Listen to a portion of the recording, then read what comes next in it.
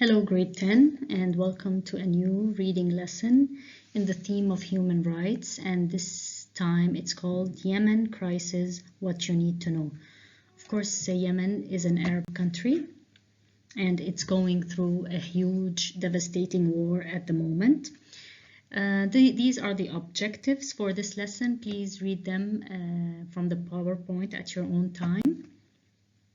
First, let's begin with the reading skills required for this lesson. Last time, you remember, we took summarizing, paraphrasing, and audience. This time, we're going to continue with the skills and take thematic relationship between paragraphs and author's tone.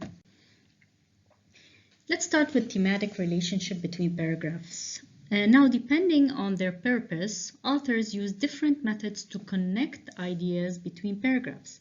This makes the text more coherent and flowing.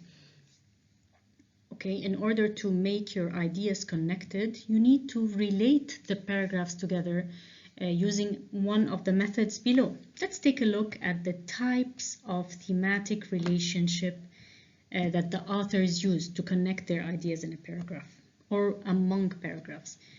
First of all, idea comparison relationship. The two paragraphs, for example, paragraph 3 discusses one idea and paragraph 4 is comparing. The two paragraphs discuss two similar concepts. For example, paragraph 5 could be talking about one city which tried the method of banning cars in downtown areas, and paragraph 6 would be talking about another city which did the same thing, and both cities got similar results of decrease in carbon pollution. The keywords that are used are like similarly, likewise, same, like, both, etc.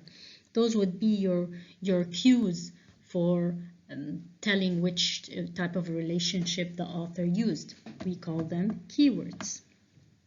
And of course, those need to be included in your answer as justification.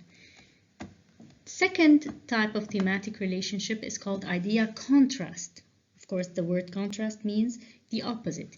Here, the author discusses two different concepts or ideas in the two paragraphs. Let's say the author is talking about schools that start at 9 a.m. in paragraph 2, and in paragraph 3, he's talking about schools that starts at 8 a.m.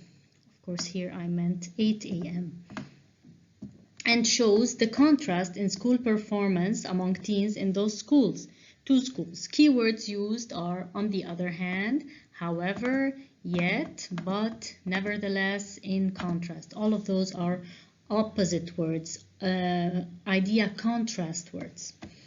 Problem solution, of course, the author might present a problem in one paragraph and present its solution in the latter paragraph, in the coming paragraph. Here in paragraph 6, he or she would be presenting or discussing poor eating habits among teens in paragraph 6. And then in paragraph 7, she would present a solution of making school cafeterias compulsory, means there has to be a school cafeteria, and to provide healthier food for teens or adolescents. Fourth type of thematic relationship between paragraphs is called addition and reinforcement and support. Okay, they mean the same. The author is adding more ideas in the other paragraph. Here, the author would provide an idea in one paragraph and then support it or add more to it in the next paragraph. For example, paragraph 1 could be discussing higher rates of obesity among teens in Lebanon, and in paragraph 2, he supports his idea with a research result which shows that more than 30% of teens in Lebanon are either obese or overweight. A question-answer relationship, of course, obviously in one paragraph, the author would present a question and he would answer it in the next paragraph. And cause-effect, of course, this is a popular thematic relationship. He would or she would present the cause in one paragraph and then give the effect in the latter paragraph. So they are 6. They can easily be studied, but please, they have to be studied. They would take you all of 15 to 20 minutes to study them, and you have to do so in order to answer comprehension questions. Sample questions. How will I ask you such questions? How are paragraphs 1 and 2 thematically related? Meaning thematic relationship, okay? Or what thematic link is there between paragraph 1 and 2? Or what is the thematic relationship between paragraphs 1 and 2? All of those mean the same. This is a sample answer. In paragraph 1, the author presents the issue of the rise in the rate of obesity among teenagers, and in paragraph 2, he gives the research results which show that almost 1/3 of teens are either obese or overweight. Therefore, the relationship between two paragraphs is one of idea addition and support. Or, this is a question that might be asked a lot. What is the thematic relationship between the introduction and the conclusion? Generally, the introduction and the conclusion are related this way. The introductory paragraph introduces the topic and presents the thesis statement, which focuses on, you tell me, the thesis statement's main idea. The concluding paragraph restates the main idea, or the same idea, gives a final opinion, and leaves the reader with future expectations. In this sense, the two paragraphs are thematically related. Okay, before you answer the question, you need to make sure that this is true. Read the introduction thoroughly. Read the conclusion thoroughly and see how they are linked. Because if you say that the author repeats the same idea in different words, you need to tell me what idea that is. You need to state it. Or you can answer it in this very advanced or fancy way. It is a cyclic thematic relationship. What do I mean by cyclic? It means it's, okay, he repeated the same thing. In other words, the writer starts his text with, let's say, 30% of teenagers are either obese or overweight, and ends it by talking about the same concept, which is how a third of teenagers are suffering from this issue. So it's cyclic, it's repeated here and there. Okay, now author's tone and attitude, of course. Attitude and tone mean the same when asked. But what do I mean by tone? We've taken it before, but this time it's going to be in depth. By tone, we mean the attitude that a writer takes towards his topic, or probably towards his reading audience. 3 people can write on the same topic. One of them might be serious, the other skeptical, meaning doubtful, and the third light and humorous, meaning funny. He takes a comic or comedy tone in his text. Now, to be able to identify a writer's tone, what do? We have to take a close look at the author's choice of words. Okay, what words did the author use? The tone may be either formal, formal when you're writing to your boss or you're writing to the teacher, or informal, like a text. You're texting your friend. Of course, you're not going to be formal. Dear sir, I would like to ask you if at 3 p.m. you would be ready. No, of course, that text you would be addressing your boss. When you're talking to your friend, you will do it personally and in a friendly manner. The tone could be serious when it's dealing with a serious issue related to a disease or maybe war, or neutral and objective if with no expression of feeling or opinion, like when you're talking about a scientific, when you're writing a scientific article, when you're talking about maybe global warming, air pollution, photosynthesis, your tone would be neutral and objective.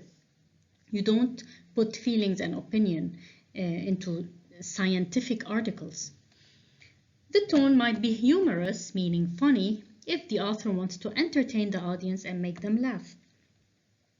The tone might be critical. What do we mean by critical? Very popular tone.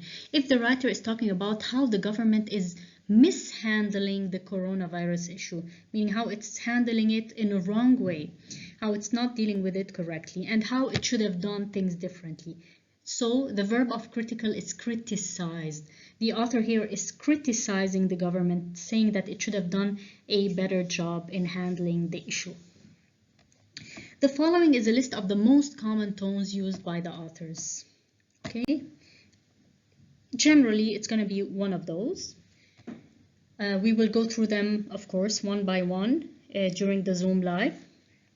But let's take an overview at them. He could be, or she could be, caring, critical, we talk about that, appreciated, uncertain or skeptical or doubtful, they all mean the same, meaning not sure, okay? Not trusting, they don't trust what for example, this person is doing or the government is doing. Worried, confused, revengeful, determined, tolerant, okay? Those are popular. Critical, skeptical, and doubtful, those are popular tones. Comic, not so much, but okay, not so much, but it is a tone. Cheerful, joyful, excited, humorous, delightful, straightforward, serious, nostalgic, arrogant. You know, when your tone is like you are better than the rest of the world, that's arrogant. Grateful, you're thankful. Okay, admiring, okay, the job that this municipality has done in recycling garbage is just exceptional. I have high respect for the people who have come up with this huge project and all the effort that they have put into it. What am I doing here? I'm admiring. My tone is admiring, okay? I have high respect for these people. I like them. Hopeful is a popular tone, also meaning optimistic. Encouraging, okay? Parents should pay more attention to, okay? Encouraging. Supportive. Objective, of course, when you're writing something scientific. Subjective, no, subjective is the opposite, when you have your own opinion and you're passionate about it. Regretful, sorrowful, imaginative, affectionate, meaning loving. Creative, hopeless, and pessimistic are the exact opposite of these. And all are popular tones. Angry, disappointed, for example, when the author talks about how disappointed he is that people have been so reckless during the pandemic and they are not wearing masks as they should. He would be disappointed. Gloomy means very sad. Anxious, worried, nervous. Ashamed, rebellious, respectful, sentimental. Okay, fearful, frightened, scared, alarmed, another popular tone. Okay, the alarmed, shocked at something. Warning, the author might be warning the audience. Threatening, okay, to threaten someone, you know. Persuasive, ironic and sarcastic both mean the same when you say something but you mean the opposite.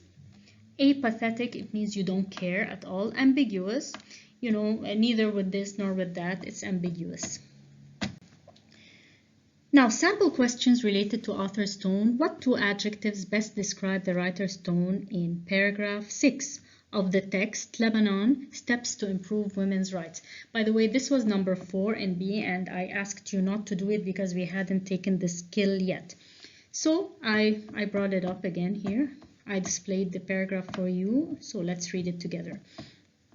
By ceding personal status matters, giving personal status matters to religious courts without guarantees of basic equality or oversight, Parliament has utterly failed to protect women's rights.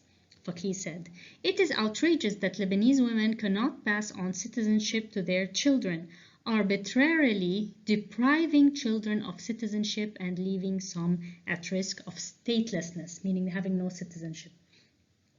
I want to know the tone here. What's the author's tone? I need to look at the choice of words. Look, take a look here. Utterly failed. Okay. Outrageous. At risk. Okay. The author's tone in paragraph 6 seems to be critical. You know, you're saying someone didn't do the job well, and disappointed. okay, not happy with something. She says the government has utterly failed in protecting. Okay, I gave the tone. I will generally ask you for 2 adjectives. And this is how you justify. You give me the tone and you justify. She says the government has utterly failed in protecting women's rights. Here, of course, she's criticizing. She also uses the word outrageous, meaning she's disappointed, to describe the fact that women cannot pass down their citizenship to their children. For a complete list of tones, refer to page 61 in your comprehension book. Of course, I showed you the most common ones, but it's important to know the complete list. Let's move on to the words and terms we need to know. We went through them last time, but I want to go through the next part that has to do with Yemen. Grant, give, of course, we went through that. Amend, improve, crisis. A crisis is a disaster or a catastrophe, like the war happening in Yemen. It's described as a catastrophe. Assistance, help, like what the UN is doing there. Escalated, increased rapidly. Vulnerable, meaning weak. Crucial, meaning essential or very important. Malnutrition, when you see MAL as a prefix, it means bad. Okay, poor nutrition, lack of proper nutrition caused by not having enough food. And of course, this is happening in Yemen. Okay, Yemen Crisis. The lesson is called Yemen Crisis, What You Need to Know. Read the following article about the largest humanitarian crisis located in Yemen due to an ongoing war and what UNICEF is doing to alleviate the situation there. Alleviate means make better. Then answer the questions that follow. What's happening in Yemen? Notice that the author is using subtitles. Yemen is the largest humanitarian crisis in the world with more than 24 million people, some 80% of the population in need of humanitarian assistance, including more than 12 million children. Since the conflict escalated, increased, became worse in March 2015, the country has become a living hell for the country's children. Notice the shocking fact which the author started the article with. Now, with COVID-19 now spreading rapidly, Yemen is facing an emergency within an emergency. So they have war, they have famine, and now they have COVID. Sanitation or cleanliness, hygiene, and clean water are in short supply. Only half of health facilities are functioning, and many that remain operational lack basic equipment like masks and gloves, let alone oxygen and other essential supplies to treat the coronavirus. Many health workers are receiving no salaries or incentives, and 10.2 million children don't have access to basic health care. Meanwhile, economic shocks, conflict, floods, desert locusts, and now COVID-19 are creating a perfect storm that could reverse hard-earned food security gains. How is the crisis affecting children? The subtitle here meaning that this part will be talking about the effect of the crisis. Children continue to be killed and maimed in the conflict, while the damage and closure of schools and hospitals has disrupted access to education and health services, leaving children even more vulnerable and robbing them of their futures. Before COVID-19, around 2 million children were out of school. That's before COVID. Now, because of the pandemic, schools have been closed around the country, leaving 7.8 million children unable to access education. As the coronavirus spreads, tens of thousands more children could develop life-threatening acute malnutrition, not enough food, over the next 6 months, while the overall number of malnourished, meaning they don't have enough food, malnourished children under the age of 5 could increase to a total of 2.4 million. Now, the other subtitle, what is UNICEF doing to help children in Yemen? UNICEF is on the ground. Of course, UNICEF is the branch of the UN that deals with issues related to children. UNICEF is on the ground to save children's lives, to help them cope with the impact of conflict, and to help them to recover and resume their childhoods. Okay, conflict and violence have pushed more families into poverty and deprivation. UNICEF is helping treat severe acute malnutrition in children by providing essential therapeutic food and medical supplies. As part of its response to the coronavirus pandemic, UNICEF has shipped 18,000 COVID tests and more than 33,000 N95 respirators, 33,000 face shields, and 18,000 gowns, crucial personal protective equipment needed by frontline workers. UNICEF is also training around 30,000 health workers in infection prevention and control and distributing thousands of hygiene kits. Children are also helped with victim assistance and education on mines and explosive remnants of war. Meanwhile, UNICEF and partners are rehabilitating, meaning fixing, bringing them back to their good condition. They're rehabilitating damaged schools and establishing safe learning spaces. Okay, this is the article. Please go through it again before you attempt to answer the following questions. Now here, those are the critical thinking questions, meaning the organizational skills questions, also found on page 69 of your comprehension book. Number 1, why does the author use subtitles in the article? What is their significance? I already stated that at the beginning. Of course, the author uses subtitles to divide or categorize his or her ideas and to make the reader's work much easier, because all different ideas are classified into different categories. What type of introduction does the author use in the article? Okay, let's go through them one by one. Why does the author use subtitles? Here is the answer. Please take a careful look at it when you are studying the PowerPoint. And then, what type of introduction? Let's take a look at the introduction. Yemen is the largest humanitarian crisis in the world, already a shocking fact, with more than 24 million people, or some 80% of the population, in need of humanitarian assistance, including more than 12 million children. So we have our type of introduction here.